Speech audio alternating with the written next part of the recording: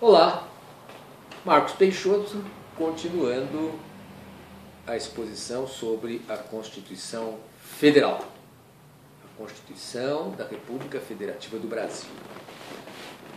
Nós já vimos que a Constituição é dividida em 9 títulos, que o título 1º trata dos princípios fundamentais, que o título 2 trata dos direitos e garantias fundamentais, e hoje vamos falar sobre o título 3, que trata da organização do Estado. Muito bem, o nosso Estado, o Estado que corresponde à República Federativa do Brasil, ele é um Estado federal. Ele não é um Estado unitário como a Espanha, por exemplo. Ele é um Estado federal. Quer dizer, ele é composto pela união indissolúvel de Estados-membros, de municípios e do Distrito Federal. Todos estes entes, Estados, municípios e Distritos Federal, são entes federativos e eles estão unidos indissoluvelmente. Agora, cada um desses entes federativos ele tem autonomia. Por isso, o título 3 trata da organização do Estado e o capítulo 1º deste título vai tratar da organização político-administrativa do Estado. Vai, então, dizer que, por exemplo, Brasília é a capital federal. Depois nós temos ainda outros capítulos neste título 3. Um capítulo que vai tratar da União, outro capítulo que vai tratar dos Estados-membros, outro capítulo que vai tratar dos municípios e ainda um outro capítulo que vai tratar dos territórios e do Distrito Federal. Além destes, nós temos um capítulo que trata da intervenção da União nos estados e dos estados nos municípios. E o último capítulo deste título, que é o capítulo 7º, trata da administração pública. Neste capítulo, a Constituição vai tratar dos servidores públicos e das regiões, além dos princípios da administração pública. Esse capítulo da União, que é o capítulo 2, ele vai tratar dos bens da União e das competências da União. Depois, o capítulo 3, que trata dos Estados-membros, também vai dispor sobre as competências dos Estados-membros. O outro capítulo dos municípios, a mesma coisa. Dirá que os municípios são criados por lei orgânica e vai traçar as competências de cada um dos municípios. Assim também o capítulo seguinte, que trata dos territórios e do Distrito Federal. Eu gostaria de chamar a atenção de vocês, e eu penso que vocês têm por volta de 17, 18 anos, porque eu estou me dirigindo aos estudantes do ensino médio e aqueles que acabam de entrar nas faculdades, são os primeiros anistas, especialmente os que entraram na faculdade de Direito. Eu gostaria de chamar a atenção de vocês para uma palavrinha que é L-I-M-P-E, limpe. Por quê? Porque esta palavra, cada uma dessas letras significa um princípio da administração pública. O L do limpe significa que a administração pública tem de obedecer às leis. É o princípio da legalidade. O I significa impessoalidade. Quer dizer, a administração pública, ao atuar, ao agir, tem de ser impessoal. não pode proteger A ou B ou C, os seus amigos, parentes, etc. Não. A atuação da administração pública deverá ser impessoal. Depois, a letra M do LIMP significa moralidade. O administrador público, o servidor público, tem de agir dentro da moral, dentro da legalidade, mas não apenas, também dentro da moralidade. Às vezes, um prefeito, por exemplo, pratica um ato que é legal, mas que pode ser considerado imoral. Isto está vedado ao administrador público. Todos precisam, além da legalidade, obedecer à moralidade. Quer ver um exemplo de imoralidade? Digamos que um empresário ofereça a um prefeito uma campanha publicitária usando os outdoors, os painéis, que ele, empresário, é dono. De que ele, empresário, é dono.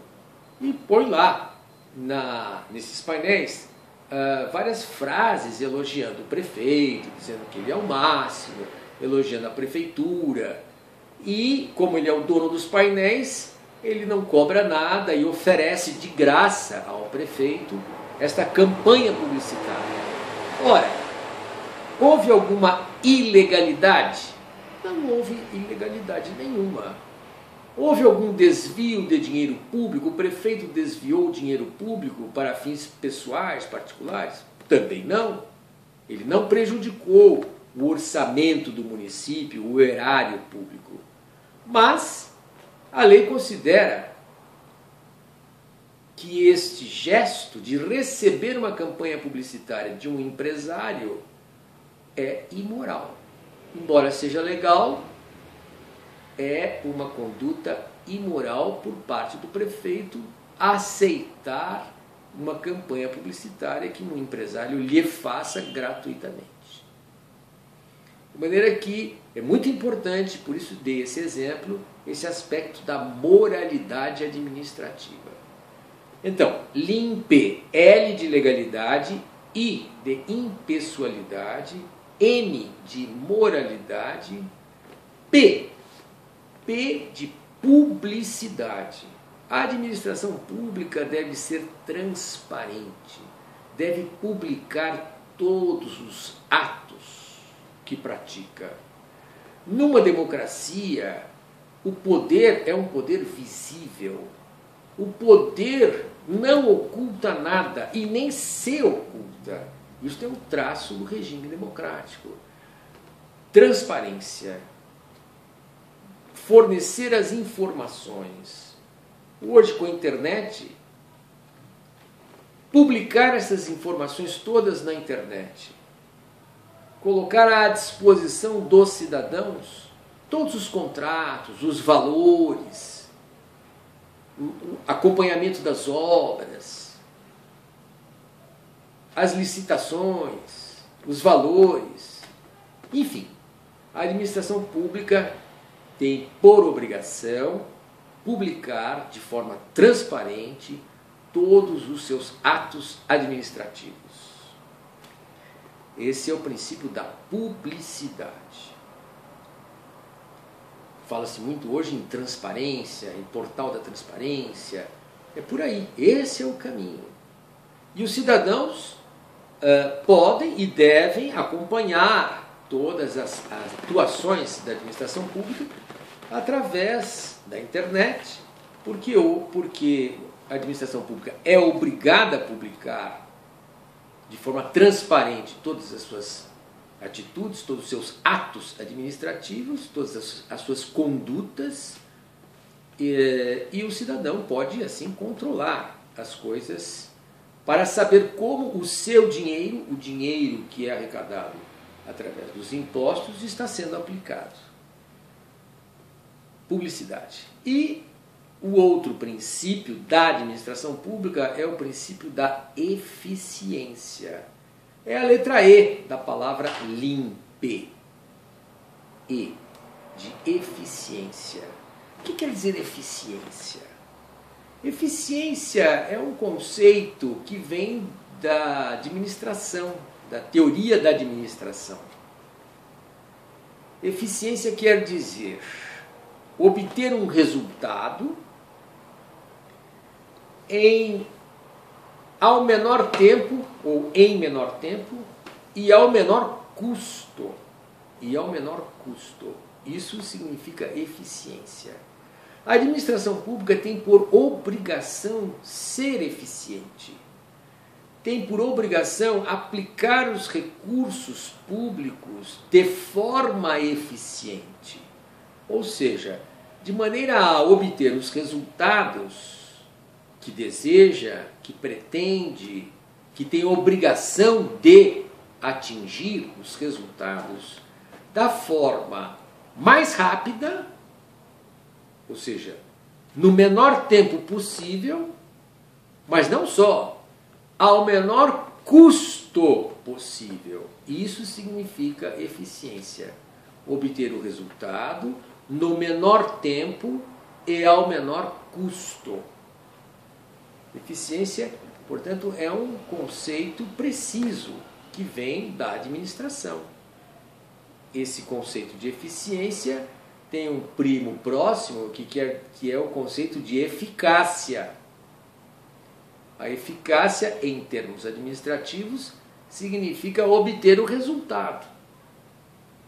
Mas é possível obter o resultado, portanto, ser eficaz, mas de forma ineficiente.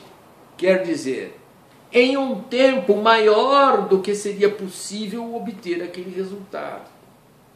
Ou então em um custo muito maior do que seria necessário para obter aquele resultado. Então a administração pública não pode ser apenas eficaz, quer dizer, obter os resultados. Não. Ela tem de ser eficiente, ou seja, tem de ser eficaz porque obtém os resultados, mas ela tem de ser eficiente na maneira como obtém esse resultado. Ser eficiente, repetindo, porque é muito importante, é obter o resultado no menor tempo possível e no menor custo possível. Assim, os cidadãos ficarão satisfeitos porque os dinheiros públicos arrecadados através dos tributos estarão sendo empregados da melhor maneira possível.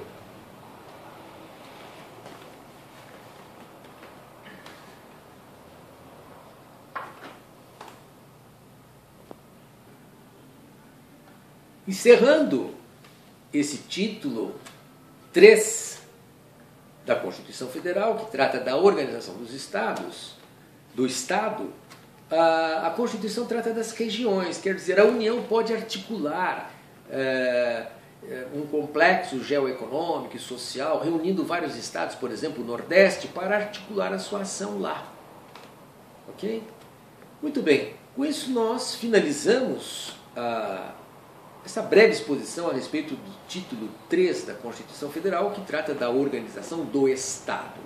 E no próximo encontro a gente vai verificar como é que estão organizados os poderes do Estado. Uma boa noite.